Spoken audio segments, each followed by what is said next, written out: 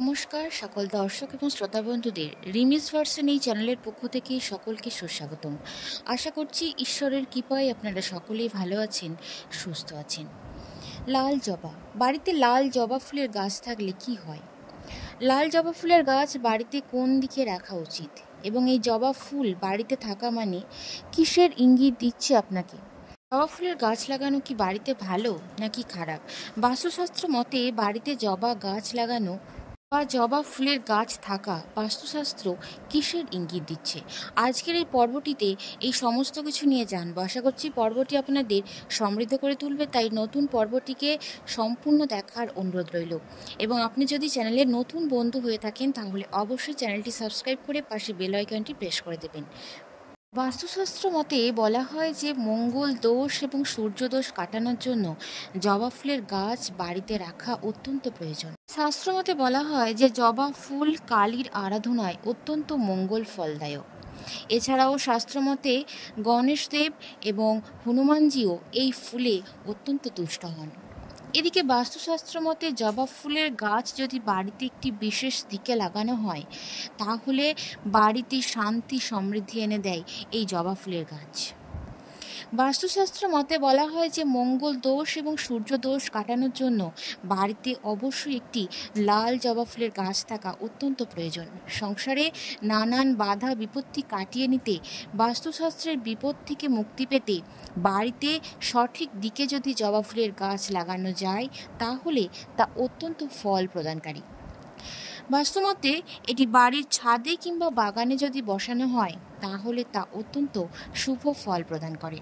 এই গাছ বাড়ির বাগানে কিংবা ছাদে যে কোনো স্থানেই লাগানো যেতে পারে, তবে একটি বিশেষ দিক রয়েছে যেদিকে লাগালে তা শুভ ফল দেয়। জবা ফুলের গাছ বাড়ির উত্তর কিংবা পূর্ব দিকে বসালে তা শুভ ফল প্রদান করে। ফলে পূর্ব দিকে যেমন স্থাপন করা হয় দেবতার বেদি, ঠিক তেমনই জবা ফুলও বাড়ির পূর্ব দিকে থাকলে সংসারের নানা সমস্যা থেকে মুক্তি মেলে। এই লাল জবা হনুমানজির খুবই প্রিয়। প্রতি শনি এবং মঙ্গলবার যদি হনুমানজির চরণে একটি করে লাল জবা দেওয়া যায় তাহলে বাস্তুবিজ্ঞানীরা বলছে প্রতি শনি এবং মঙ্গলবার যদি হনুমানজির চরণে একটি করে লাল জবা এবং মেটে সিঁদুর দেওয়া হয় তাহলে জীবন পাল্টে যায়। হনুমানজির আশীর্বাদ সেই ভক্তের প্রতি সারা জীবন বজায় থাকে। এছাড়াও আপনি যদি অনেক দিন ধরে অর্থনৈতিক সংকটের মধ্যে ডুবে থাকেন তাহলে একটি করে লাল জবা আপনি মা কালীর চরণ তলে দেবেন এবং মা কালীকে লাল জবা দিয়ে পূজা করবেন। তাই নিয়ম মেনে, বাস্তু মেনে যদি আপনি আপনার বাগানে যদি একটি লাল জবা ফুল রাখেন বা বাড়ির ছাদে যদি একটি লাল জবা ফুলের গাছ রাখেন তাহলে আপনাকে এই নিয়মগুলি মেনে চলতে হবে। বাস্তু মেনে আপনাকে সঠিক স্থানে যেমন রাখতে হবে ঠিক তেমনই এটা আপনাকে লক্ষ্য রাখতে হবে যে সেই জবা ফুলের গাছের চারপাশ যেন পরিষ্কার পরিচ্ছন্ন থাকে, সেই স্থানে নোংরা আবর্জনা একদমই ফেলা উচিত নয়। অপরিষ্কার জায়গায় গাছ লাগানো বাস্তুমতে একেবারেই উচিত নয়, তাহলে কিন্তু হিতে বিপরীত হতে পারে। তাই বাস্তুবিজ্ঞানীরা বলছে যে শুধু জবা গাছ নয়, তুলসী গাছ, গোলাপ গাছ, অ্যালোভেরা গাছ, যে কোনো গাছ আপনি যখন যত্ন সহকারে পুঁতবেন তখন অবশ্যই তার চারপাশ পরিষ্কার পরিচ্ছন্ন রাখার চেষ্টা করবেন। বাস্তুশাস্ত্রে যেমন আর্থিক কষ্ট থেকে মুক্তি পাওয়ার একাধিক উপায়ের কথা বলা আছে, ঠিক তেমনই আয়ুর্বেদ শাস্ত্রেও বিভিন্ন গাছগাছড়ার মাহাত্ম্য উল্লেখ রয়েছে। আয়ুর্বেদ শাস্ত্রে এই গাছগাছড়া দিয়ে বিভিন্ন রকম ঔষধ, তেল, ক্রিম ইত্যাদি ইত্যাদি তৈরি হয়, আর তা বেশ উপকারও। হিন্দু ধর্ম অনুসারে মা কালী যেমন প্রিয় ফুল হলো লাল জবা, তেমনি বজরংবলীর প্রিয় হলো এই লাল জবা। ঠিক তেমনই এই ফুল কিন্তু মা লক্ষ্মীরও অত্যন্ত প্রিয়। বাড়িতে লাল জবা ফুলের গাছ থাকলে মা লক্ষ্মী অত্যন্ত প্রসন্ন হন। সেই বাড়িতে কখনো কোনো দিন আর্থিক সংকট তিনি আসতে দেন না।